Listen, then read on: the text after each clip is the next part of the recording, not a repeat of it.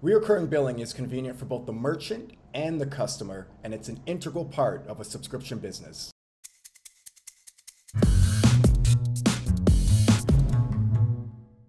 So what is recurring billing, and why is it important? Recurring billing is a payment model where merchants charge their customers a set fee at regular intervals for their products and services.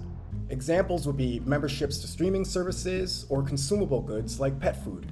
Customers benefit from your favorite products delivered right to your door, no having to go back on the website time and time again to re-enter your billing information at checkout, and oftentimes merchants will throw in a sweet deal like a subscribe and save.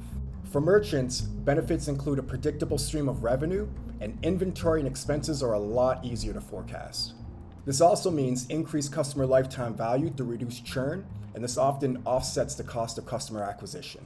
So here's the recap. Recurring billing is a billing model that charges customers at regular intervals.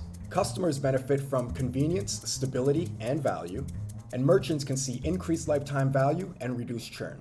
If you're looking for ways to increase your LTV and reduce churn, try out subscriptions. If you thought this was helpful, check out our channel for more videos just like this.